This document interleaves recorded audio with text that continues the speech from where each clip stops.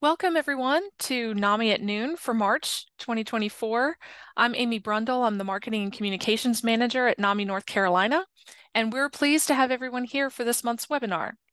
First of all, as always, we'd like to thank the North Carolina Division of Mental Health, Developmental Disabilities, and Substance Abuse Services for their support of today's webinar. Today will feature an extended Q&A session. So if you have any questions for today's speaker, please put them in the Q&A section down below, and we will answer them towards that section of the webinar. Also, we will be sending out the recording of the webinar and any other materials that the speaker may provide to you either tomorrow or Wednesday. So keep an eye out for that. And now we'd like to welcome today's speaker, Lily Chen.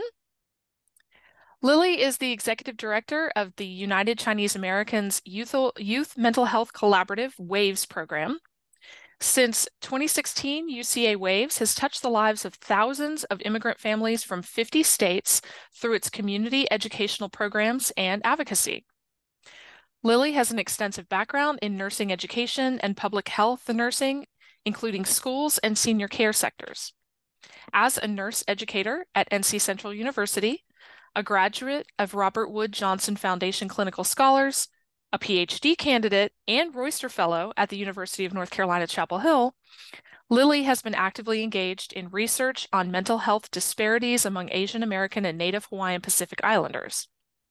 She's the principal investigator for the Service Administration for Mental Health and Substances Use, the Mental Health Awareness Training Grant, and the Blue Cross Blue Shield Foundation of North Carolina Health Disparity Research Grant for AAPI. She's also a member of the Pathways Forward action plans to advance Asian American, Native Hawaiianers, and Pacific Islanders mental health work group by the Substance Abuse and Mental Health Services Administration. She is a frequent speaker for mental health education conferences and webinars and has appeared in multiple media outlets locally and nationally advocating for AAHNPI mental health. She is an immigrant mother of 5 and lives with her husband in Cary, North Carolina. You are a very busy woman. Thank you so much for sharing your time with us, Lily. Thank you so much for inviting me, Amy. It's always such a pleasure to come to share my experience with NAMI, North Carolina, and I look forward to learning with you all. And I was listening to her bio. I said, "Oh, I wish I was the PhD candidate. Not yet. So I'm just a student." Thank you again, and hello everyone. Welcome, and thank you for taking very busy time of your schedule to come and listen. And hopefully, you will find it very meaningful learning experience. So my name is Lily Chen. I'm going to start with my presentation with Breaking the Silence video. So next, please. That is my story as well as our community's collective story. Oh, I'm sorry. So today's objectives will be, I hope that you will understand after the webinar unique culture context of AAPI community through an immigrant Chinese Americans lived experience, which is me. And you would be able to name help-seeking barriers and identify strength of the AAPI community members. I also will hope that you will be able to learn about interventions by one of such organization, which is UCA WAVES. We hope that participants, providers will have increased culture sensitivity when caring for AAPI clients. Next, please. So now I'm going to start my presentation with the video that I recorded several months ago as a graduation speech at the Robert Johnson Foundation Clinical Scholar Program.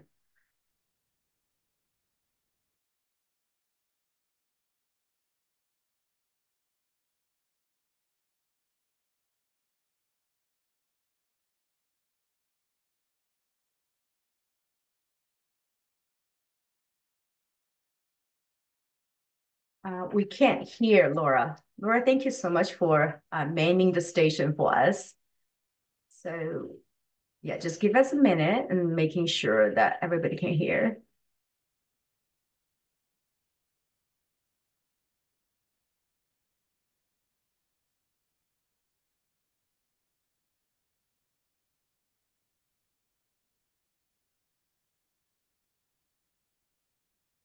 Thank you so much for your patience as we're figuring out the sound. We just test run it and it was showing.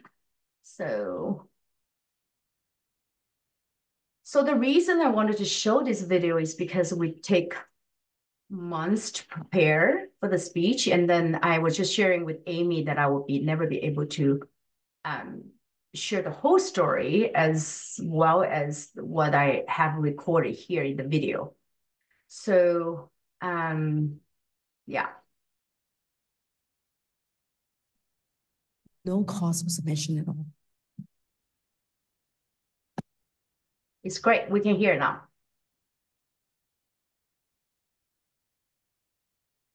Too often, we heard parents across the country experience the tragic loss of their children from accidental death, or sometimes no cause was mentioned at all.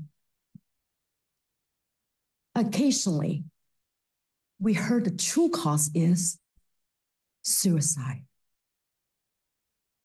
Like the beautiful little girl who went to my son's junior high school, only 12 years old. Like Luke, the model son every mother dreamed to have. Kind, thoughtful, social, and talented. And went to Harvard.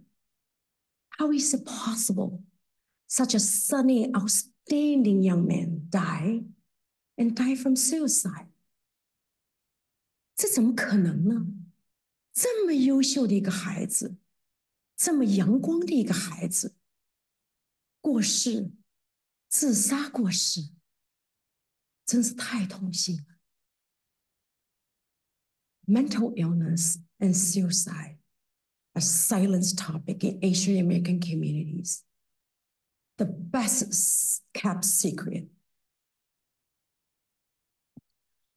See, in Chinese culture, there's a deep-rooted stigma and shame. We value education. Mom's love is shown by cooking abundance, homemade food, breakfast, lunch, and dinner, and for our children's friends, pasta parties, sporting events, birthday parties. And our love is shown by working long hours in companies, restaurants, the farms, like those lost their lives in Half Moon Bay shooting, so that our children can have a better education, have a financial security. I wonder, those brothers and sisters lost their life in Half Moon Bay share the same dreams as me, as immigrant parents from China. In Chinese culture, we value education with the goal of 德智体全面发展. 德 means to build a strong moral character. 智 means intellectual development, and 体 physical development. There's no mention about psychological health. As I was studying nursing in China, there was no psychiatric nursing in our curriculum. As a mother of 5 born American children, I knew not too much about mental health. I don't have the language to describe it while raising them. I have no idea whether my children suffer mental illness in silence for 10 years. There were signs. There were tears, nightmares.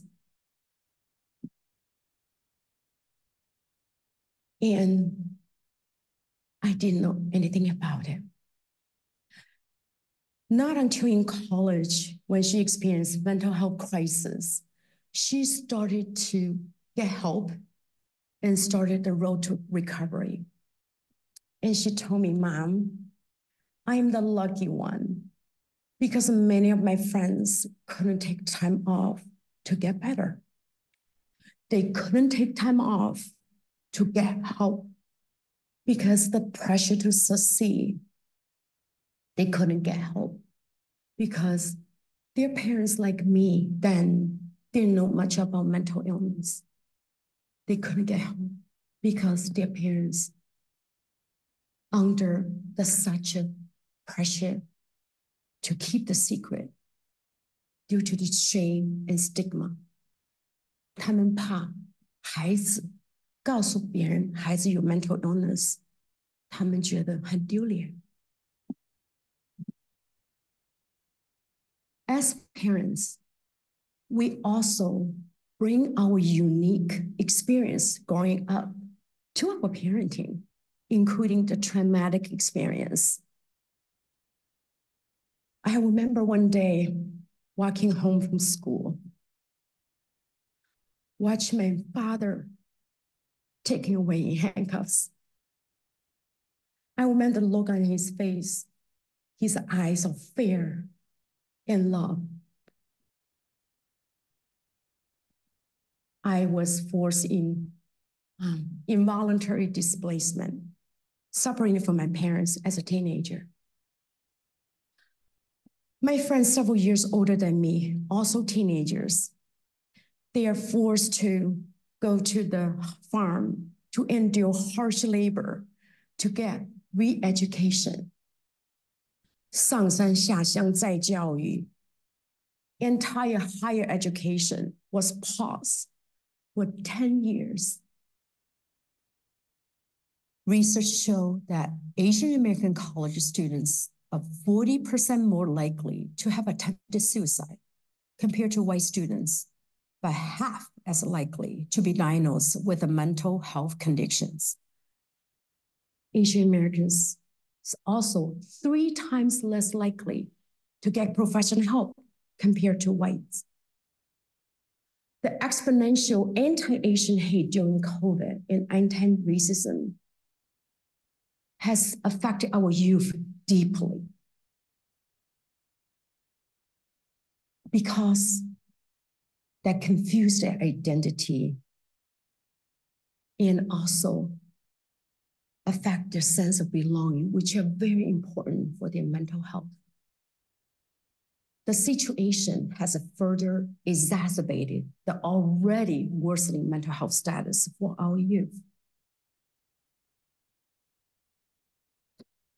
Overcoming the personal, cultural, and structural barrier is a monumental task, but no child should suffer in silence. No one should die in silence. Mental illness is treatable. Recovery is possible. There is hope. Don't lose hope. We can instill hope by first set the goal of wellness as the child development. 爸爸妈妈们要注意孩子们的身心健康。Let's put psychological well-being into the 德智体全面发展。Next, advocacy.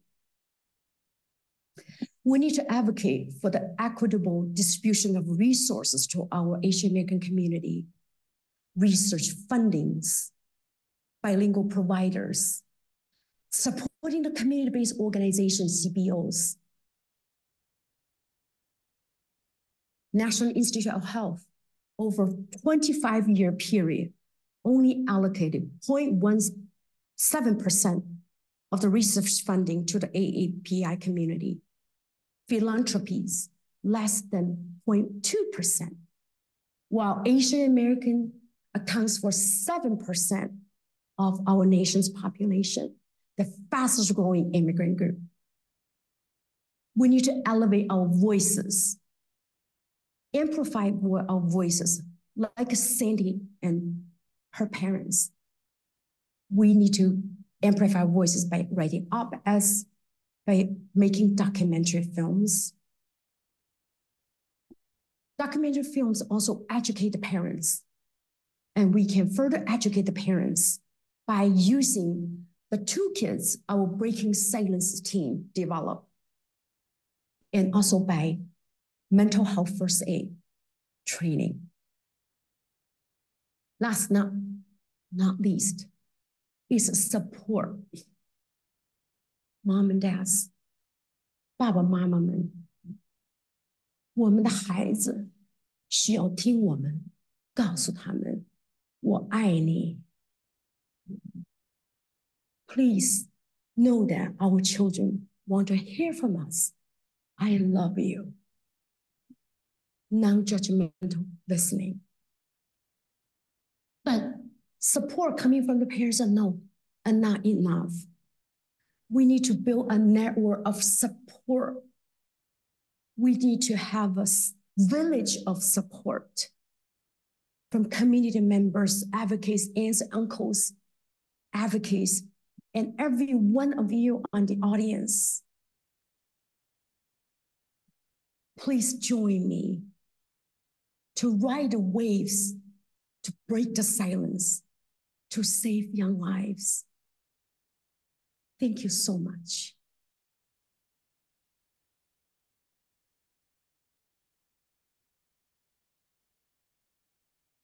Thank you so much for listening to my story. It is also our community's collective story.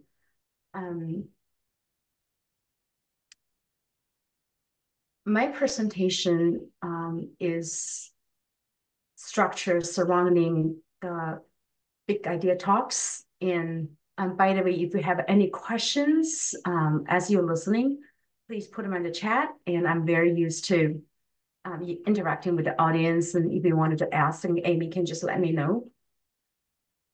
One thing that I didn't specify why I said parents say I love you, because in Chinese culture, like I mentioned, our loves are shown by actions, not verbally. Some children have never heard their parents told them that they love them. So I think that validation is really important. There are multiple things I mentioned that I'm going to hopefully clarify and substantiate through my presentation. So how do we destigmatize mental health? As I mentioned, that we do it through waves: wellness, advocacy, voices, educational support. Our vision is to create a supportive, engaging community that fosters healthy and holistic development of a youth. WAVE is founded in 2016 in response to a huge unmet mental health needs in the Chinese Asian American communities. I was in Chicago then. I remember many parents came to me sharing their stories about their children's stories, their struggles, and that was 2015, 2016, that I knew, at that time I didn't know much about mental health.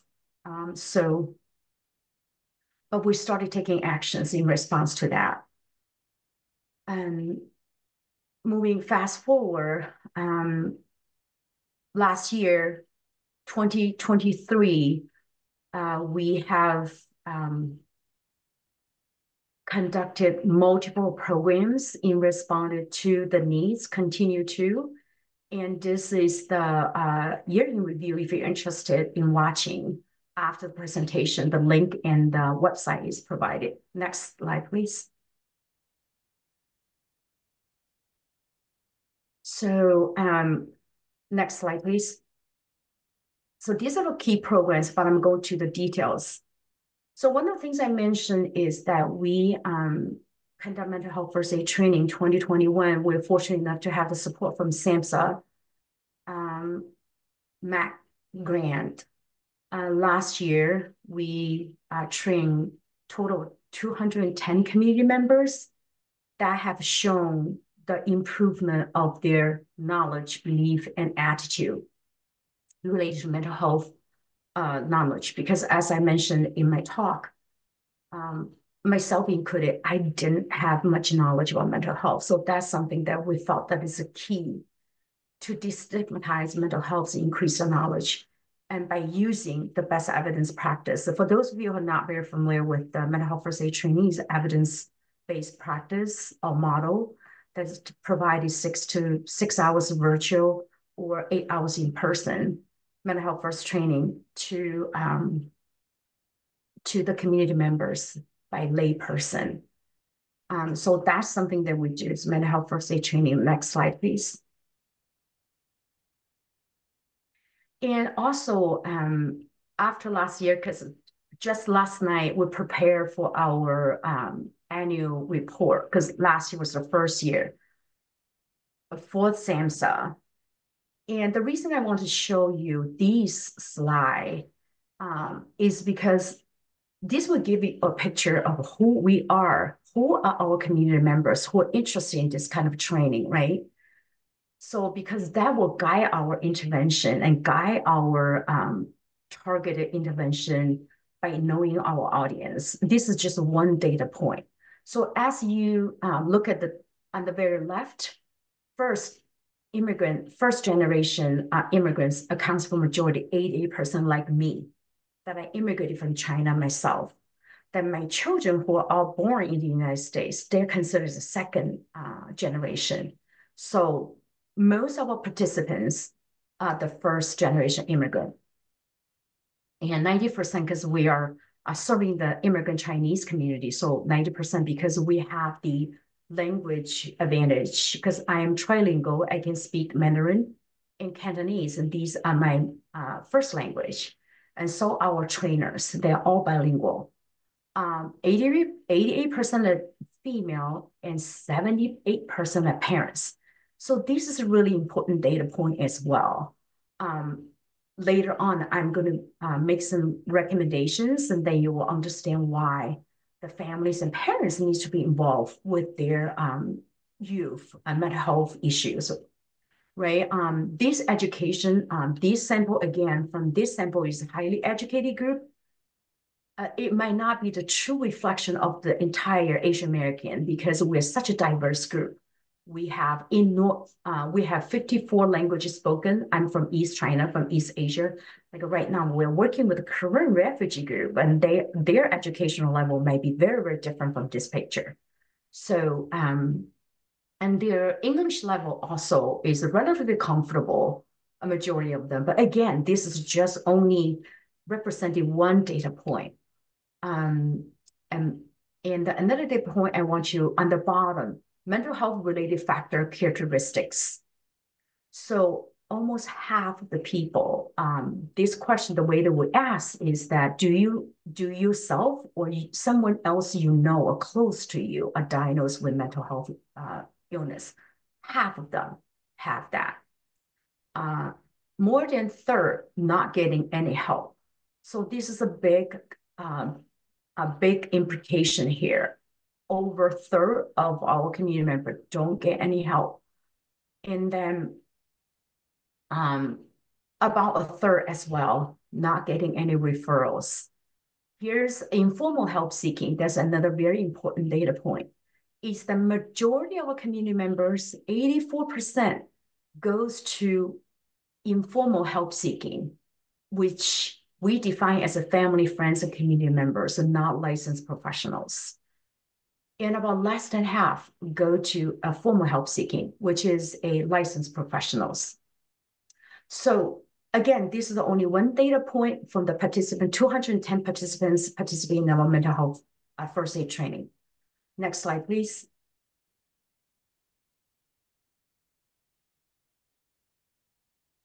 I think we might be jumping a little bit.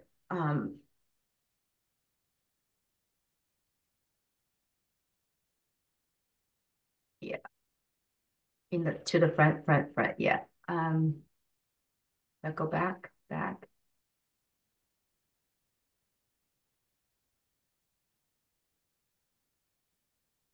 Okay, there we go. Now, next slide. There, we showed this one already. Yeah, next slide. Okay, there we go.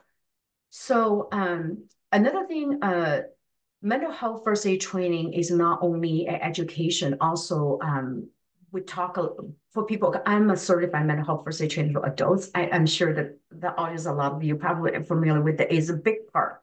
It's destigmatize mental health as well. Just and through also how to teach the participant to support individuals with mental health crisis, right? So in addition to that, we conduct many educational webinars and conferences because we're a national network. Although UC Wave is based in North Carolina. These are the pictures, some of the pictures on the top left is in Dallas that I went in yeah, that's Dallas. In the Chinese, I'm sorry. That's how I recognize it. Last October. On the bottom, it is at, I believe, we have weekly educational mental health conference or seminars at the Chapel Hill Senior Center by Orange County weekly by one of our wonderful Chinese educator. 方老师, and these on the left bottom is on there, and then on the right bottom, that's when I was doing a speech at Phoenix, Arizona last May. Is also about destigmatizing mental health in AAPI community during May AAPI Heritage Month. Next slide, please. So in the conferences we're going to have our mental health summit this June in DC. So we have regional, local, as well as national mental health summit that we invited advocates, parents, policymakers, and educators and researchers to share their research findings and stories surrounding waves. So this is just a national conference coming up soon. Next slide, please. We also, as I mentioned, making a documentary film is the year 3 in the making. I just watched a rough cut of about 60 minutes. It's a very, very powerful story to again elevate our family and youth voices about mental health. This trailer I want to show you is only 4 minutes, and these will give you a little bit more in-depth, a real story that from our community members again. So can you play the slide, Laura? Thank you. Play the video. 他才40岁啊，那时候是吧？你怎么都想不到。It felt like someone had just severed my arm, kind of like that feeling of loss. We didn't really have suspicions of his mental illness until I became sick. 他会突然冲到街上去，不管那个街上面的车是怎么开，他完全已经没有理智了。Much after he had passed, right? My grandpa would tell them, like, "Oh, you know, he's doing okay. He's living with his wife and daughter in the States." That just shows how deep rooted the stigma, you know, in our culture, in our community really is. Things got to the point where I couldn't take it anymore, and I tried to take my own life. And they asked me why, like, how could I feel this way when I have everything that they've given me, when I have a house to live in, when I have clothes to put on, when I have food to eat. 我想你，如果妈妈以前有什么对不起做的对你不好的地方，请你原谅我。只要你肯跟我说话，肯告诉我为什么，我会去改。After I heard them say that they loved me, I started crying. I was just feeling like very loved and seen for the first time in like a long time. 美国小孩他不理解我们当做父母的对他那种爱是藏在心里。那从来都是一个禁忌的话题，就大家都避而不谈。I try to bring up mental health with my friends whenever I can. I try to tell them, you know, you're not alone. This is very common, you know. 就是我们这样讲出来，也是帮助别的个家庭，帮助别的患者，然后大家共同来面对这个问题。I just want to share my story because I don't want anyone else to feel like they have to suffer in silence.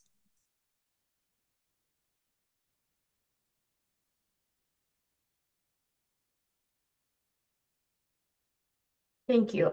Gail, I saw your question. Gail is, thank you so much. Your question is wonderful. So if on the chat, her question is, this is what, the question is, how do you think Asian communities responding, embracing changes in mental health, and how is the white community doing in response in your effort?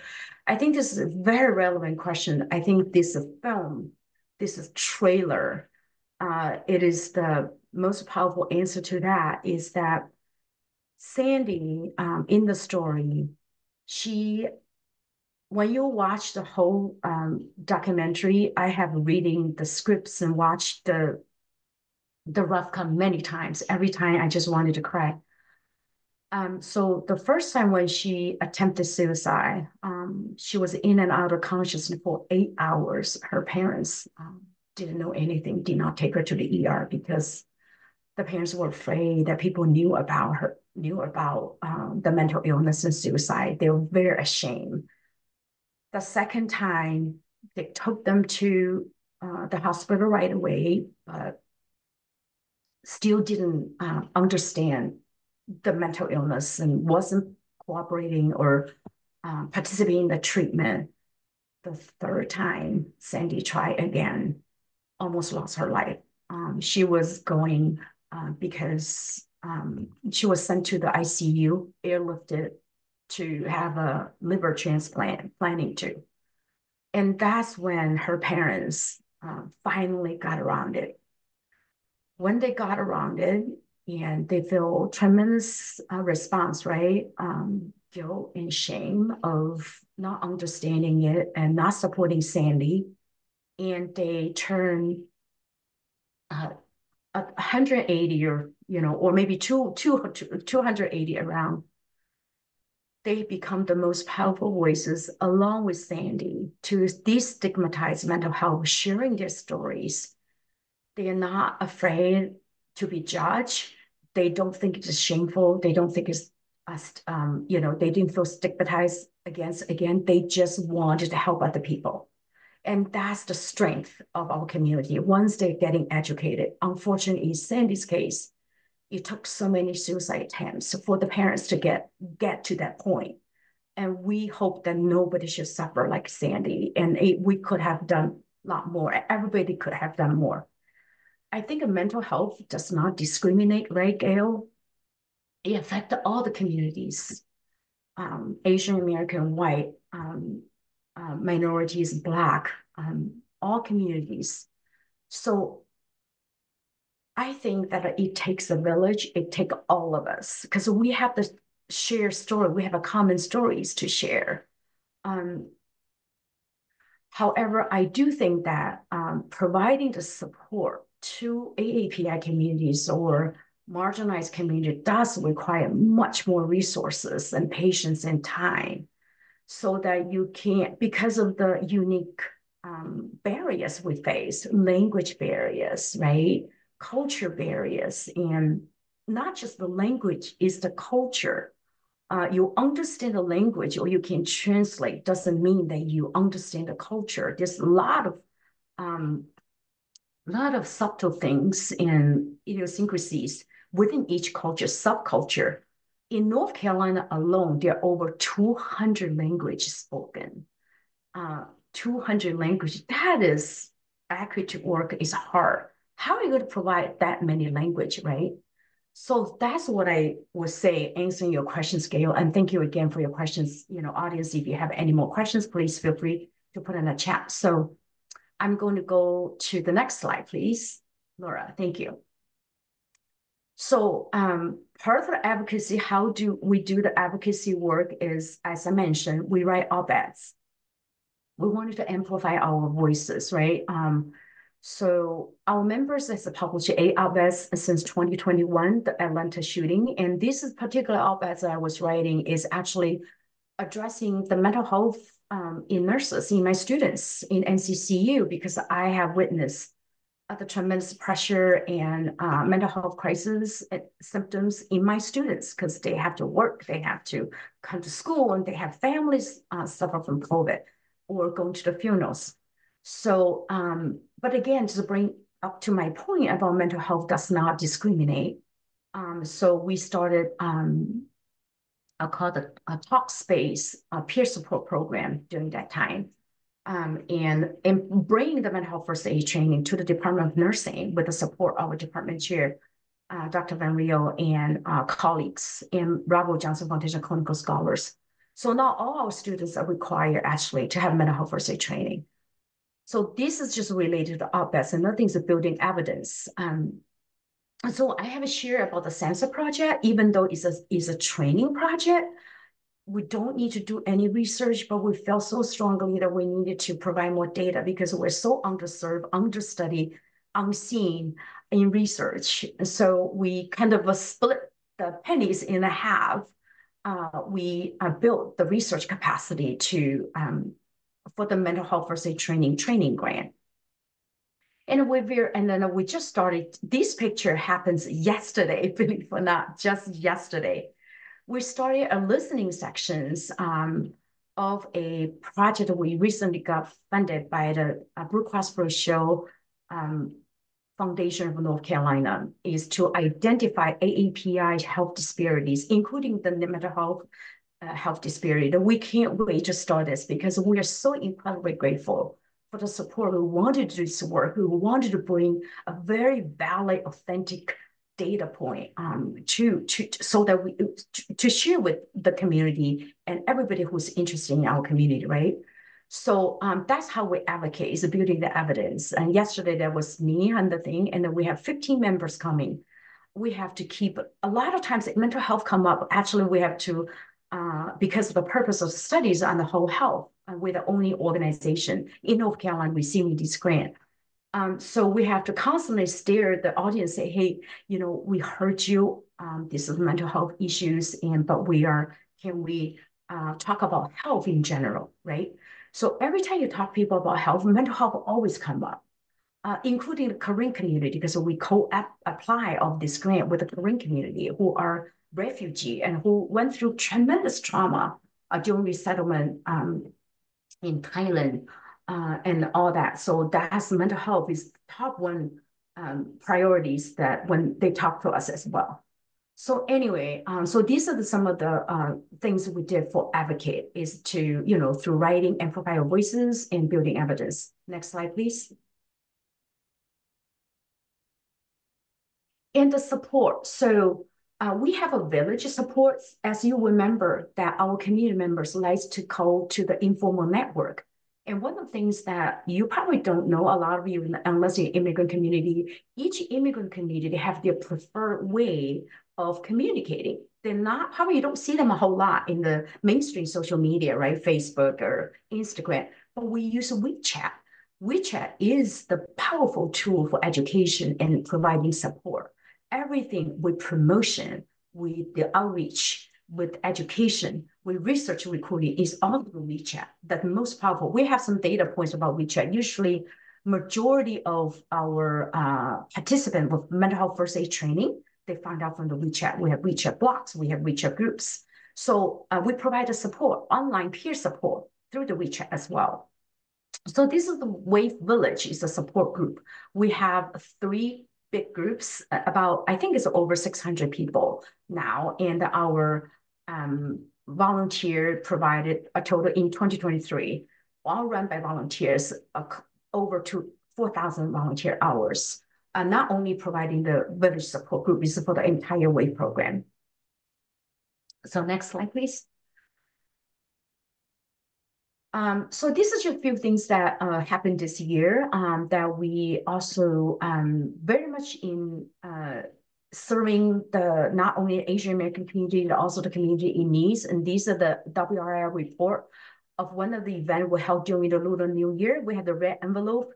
And we want to share the love of our culture with those community in need. So we collected $3,000 donation and put it in 600 red envelope to send it to the homeless individuals participate in healing transitions. So that's the event that was reported by the WRL. And these the bottom picture is when we have our community get together and strategize and network and connect with our volunteers. In the middle is our state representative, Maria Savania, who is a great advocate for AAPI mental health. And she's, by the way, my representative. Next slide, please. I think, yeah, so all the stories that I have shared, so I just wanted to reiterate the take-home message, hopefully, that you can take home is that we have unique barriers such as shame and stigma. I hope that you can sense that from my talk and also from Sandy's stories. That please, as I mentioned earlier, include the families in the treatment plan, especially for you. Remember, 78% of mental health first aid training participants are parents. And a lot of times I have seen so many times, including my own child or family, that they, Chinese culture is a very collective culture. The parents, when they find out, when they know, when they get educated, it can be a powerful solution and powerful voice and advocate for their children once they're educated. So make sure you include the parents. And then also you need to be aware that it may take a long time for the parents to turn around because we don't have the opportunity to get education. We just don't. I remember in 2017, when we have our first Asian Parents American Children Conference in Chicago, when we have 200 parents came to Chicago to get education. One of them flew all the way from San Francisco. So I asked her, why did you come all the way to Chicago to attend this conference? You know what she said? She said in San Francisco, there's none of these in Chinese community. So she flew all the way just to Chicago. So again, this is the equity work. We just don't have the resources to get the education. And the third take-home message is that community-based organizations like UC Waves, like many others, can be a very effective and powerful informal help-seeking network. We provide so many educations, like you have seen, for AAPI community to destigmatize mental health as a solution. And for policy and funders, just be reminded, I'm constantly being reminded too, equity work just takes a lot of intention and additional resources of working with our own team members. We have, many have very limited English speaking capacity, including our dear Laura, who is showing the slides, is incredible talented and very dedicated, but she also has a limited English speaking, right? So, and that takes a lot of patience on my part and other people, even within the team, let alone for the individuals who are not, never have the experience of what is it like with a language barrier, what is it like have to work, like my students have to work and go to school. And just be mindful about the perspective, the individual experience, right? Take addition, it just takes a village. So I think I'm going to open up for Q&A right now. We are at time, 12:45, 12:44. So we have 15 minutes or 10, 15 minutes for Q&A, so. Okay. Yeah, so we have a couple of questions in the Q&A section that we can take first. One mentions seeing the need of giving AAPI parents signs and awareness of their children's acceptance of substance abuse issues. Have you seen this in your research at all? Definitely. I think that when you see the whole story, I don't include the substance use in terms of I'm a still PhD student, right? So my study is going to be a semi-structured interviews, qualitative study.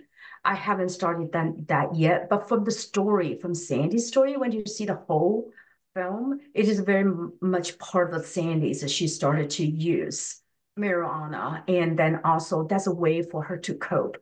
But the parents didn't I didn't even know what it smelled like because I grew up in China. You know, I didn't know what it smells like. So we didn't know anything like going on in the school. But, and also I think that's in the literature, I think that's definitely a co-founder or coexisting with mental illness, very much so. I did look at the one of the data from the North Carolina state of North Carolina. It seems like the AAPI community have the lowest use of substances. So I don't know how to interpret that, but anecdotal stories like from Sandy's story is definitely one. What I heard is definitely one of the things that affecting our community. We have a question about NAMI North Carolina family-to-family and peer-to-peer classes or support groups for Asian Americans in addition to the support groups put on by Waves. Okay, so I'm sorry, what was the question again? Okay, so I'm going to the support groups. Oh, okay. You know what? I think that if I understand the question right, I think a lot of our community members really prefer Chinese speaking support groups. So I'm not sure if the NAMI Chinese provided that. My guess will be not. As I mentioned, equity work just takes so much more extra resource, right? Fortunately, we do have Elaine on the video. Elaine Peng was the founder of NAMI Chinese, and she's out in California. Actually, her and her organization translate entire Chinese material for NAMI National. So they are the to-go person, but they're out in California. So I don't think is available in North Carolina. And also I think at NAMI, we need to be a members to enjoy or to join the support group. So I think that's another thing that that is could be somebody that our community might need to get used to, right? So thank you for bringing the resources. So the NAMI Chinese is also called the Mental Health Association for Chinese Communities.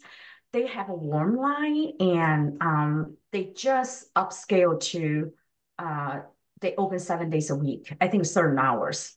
They work for years to build this. So I kept telling Elaine, I said, you can't do this. You need to have more resources. So, but they have a warm line and then also they have a support group. So yeah, did I answer that question? I think one thing I'll throw in is that where NAMI North Carolina is not immediately able to help, like in directions like this, we are happy to serve as a referral service for bringing awareness to some of these resources that, frankly, people in the communities in which they're serving are doing a little bit better. So I've put our helpline information in the chat, and I'll be sharing these resources with our helpline director so that if somebody was to call in and ask for resources for an Asian American community member, we would be able to refer them to these great resources and they would be able to get that in-language help that they need. Yeah, absolutely. I think you have been such an incredible partner and support, just bring us into this conversation. I think this is a huge already, right? So I think more people need to hear about it. It's all about, education is like a bi-directional, right? So and we need to let people know, and then we need to be invited to the table as well, right? So so I think that just kind of these opportunities absolutely is a very effective way in inclusion and providing support to our community. So the more people are aware of our needs, absolutely. Yeah. We have a question here. How can community colleges effectively collaborate with the WAVES program or similar initiatives to bring awareness to AAPI mental health to their campuses? Are there specific strategies or resources that could be implemented to provide a supportive and a good environment for promoting mental well-being on a community college campus? Oh, I love to hear that. So it just really takes a village, right? So first of all, I'm a student and I'm an educator and a student. I'm involved with the UNC, actually, also University-wide Mental Health Initiative, strategy. I'm so sorry, I apologize. I can't remember the real name, but just bringing the mental health awareness. So I would say two things. Number one is that just think about the shooting happening in UNC, right? Is the student and the faculty member both Chinese American, both Chinese American. So yesterday, during our listening section, one of the participants actually shared that she identifies so much with the student because she also came from the farm. The parents like only have a junior education or elementary school education, and she pretty much had to fight her own way. And she's a lovely, lovely young lady. Actually, is one of our team member, a new team member. But anyway, so she said that she identifies so much with the students and that she's so determined after the tragedy that she really, really wanted to engage in the mental health work, that to educate the community and educate, including the college community, right? So I think that college is such a community college or state college anywhere or elementary school K to 12. It is such a, because we are primarily has been focused on youth mental health, that everybody need to, like for example, mental health first aid training. I think everybody need to be trained. And we talk about it yesterday after the listening section is how, so we just talk about, the student has such a signs of, what I read from the newspaper, right? Psychosis, right? So he's like exhibits such a signs and very quote unquote can be obvious signs of mental illness, but if only there's someone can be detect the student who might need help is no excuse for the things that she did, absolutely, right? From the advocacy perspective, right? So if the faculty members or even the professor who is a victims, right, can identify, wow, this student probably need help instead. So, or something like that, right? So anyway, so back on the community colleges, absolutely, I think that this is something you can do. We'll be happy to share about Asian American, stories with you. And the secondly, I would say the community college is also a place to, I've been trying for weeks and months to see where can the community members get trained as a community health workers. This is another part that I really wish that our community can be trained, be a peer advocates, a peer support or ambassador or community health workers that I haven't figured out yet. So how can the community colleges, you have a unique position and mission, right? Working with the community organizations, maybe you can, bring in some education and just, train with peer support, things like that. That's the two things I can think about is the educating the own students and faculty members and also partner with the community organization to provide the trainings for the community, such as community health workers. Yeah, excellent ideas. I want to throw in a question. You mentioned both in your video and in Sandy's video that having the parents took a while to become accustomed to the entire idea of their children and your child having a mental health diagnosis because it just wasn't talked about. How can parents in the AAPI communities, how can these families repair their dialogue with their children and communicate more effectively to make sure that they're not caught off guard? That's a huge challenge. So but we're getting there, right? So like, for example, mental health first aid, we use LG framework to, the main thing is active listening, non-judgmental listening. This is the simplest but the most difficult thing to learn. I think the culture-wise, Chinese, a lot of Asian American cultures, very patriarchal society, and we respect the elders, which is great. But at the same time, the youth voice is not being heard, right? So we just have to, a youth voice is not being heard. And as a parents, we say, we're the authorities, you do what I said. I am not used to, like, we are very, very fast, just say, when the child comes to with issues, you start lecturing, you start to judge. Why don't you do this? Why don't you do that? Right? If like if I got bullied or get, intimidated by a classmate, why can't you be stronger? Pick up, or you're depressed. Just get up, be strong, you'll be okay. So this is a hard skill for me to learn, for a lot of parents to learn. I think that takes a lot of learning and practice. So one of the things we do, like I mentioned, we provided in-person educational training for the parents or anybody like in Orange County Senior Services. Every Monday we have that 9:30 to 11 by one of our volunteer and advocates, is to like we just practice all the time. It is really hard. We practice all the time. And then when we have a support group, or online support group, we have to reinforce the idea and give the participants opportunity to practice. And also recognizing that it is difficult, but it can be learned. We're not, no one's too old to learn. It's never too late to learn. Give a lot of support so that the parents can learn. First of all, even we are just one thing, if you can learn just active listening, non-judgmental listening.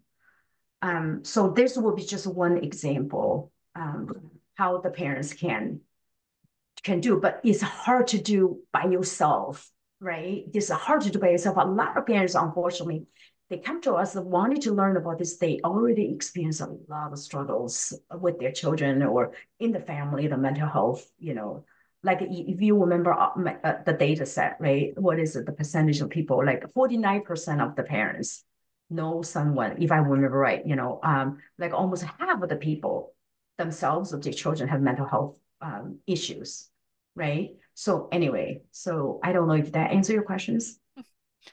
Yeah, I think so. I mean, I think it's going to be a struggle for parents in general, but especially when your culture is very structured and hierarchical like that, I'm sure it's a learning and growing experience for many parents.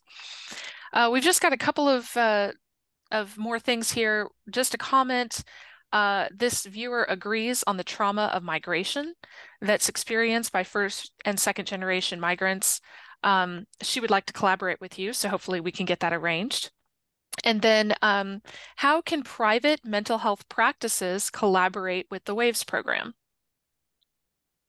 Yeah, love that question as well. I think as a provider, I think the fact that you're here, um, that it is an awesome step just to increase, because one of the take home points I share is just to increase the culture awareness and sensitivity to the individuals, who are different or Asian communities. Is that I think just like seek learning opportunities to increase. And then also we don't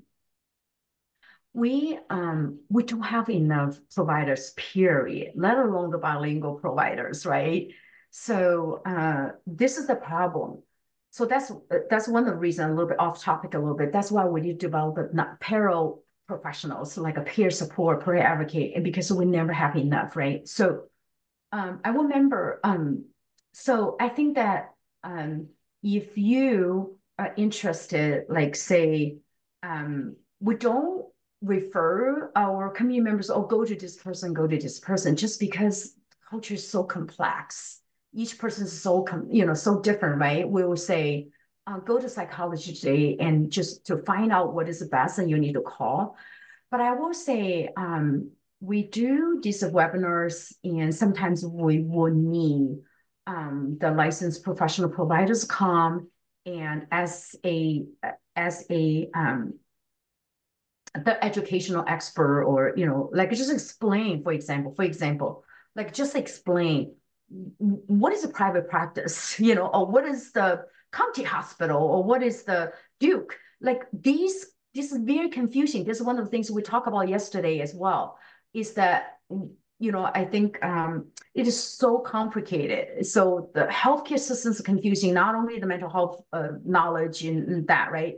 That we need to learn. Healthcare is very complex, and and they need to know about what is therapy, like who are the psychiatrists, who are the psychologists, who are the therapists, who are the social workers, like these, like very, very basic things, professionals. And then I think that will be helpful if, you would like to collaborate, kind of like help education on that front. This is just a couple of things in my mind that I can think about. Well, we want to thank Lily so much for joining us today and answering all of our questions and just really kind of being vulnerable about the need and what you guys are doing to support your community. Thank you so much for coming. Thanks to Laura Wu for running some of our visual aids today. This is just a reminder that if you need any of these resources, we will be sending this out either tomorrow or Wednesday morning. Resources, a copy of the slideshow, a copy of the recording, and a survey that we would love for you to fill out about your experience today. We'll also have more information upcoming about our April NAMI at noon, which will be on the impacts of tardive dyskinesia. So please keep a lookout for information on that upcoming webinar. And again, thank you so much, Lily. You were a delight. We would love to have you back in some future events. And good luck to you and the WAVES team. And thank you for doing everything that you do. Thank you. All right, thank you all. If you have any questions for me or for the speaker, please feel free to reach out to us. And again, we'll be sending all of that material out tomorrow or Wednesday. But until next time, thank you for joining us.